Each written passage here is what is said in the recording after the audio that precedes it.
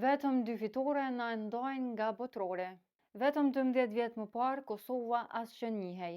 Sot Kosova e ëndrron botroren. Përfaqësuesja e Kosovës lindi në vitin 2008, pas shpalljes së pavarësisë, dhe disa vite më vonë u pranua edhe nga UEFA dhe FIFA.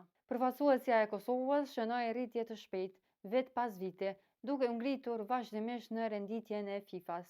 Pas fitores ndaj Slovenisë dhe barazimit me Zvicrën, Kosova afrua edhe më afër Kupës së Botës 2026, duke ngritur në renditjen e FIFA-s. Edhe shorti i play-offit u hodh dhe Kosova e Shqipëria mësuan kundërshtarët e tyre.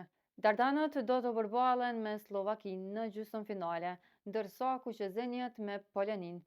Në rast se Kosova fiton kundër Slovakisë, do të ndeshet me fituesin e çiftit Turqi-Rumani.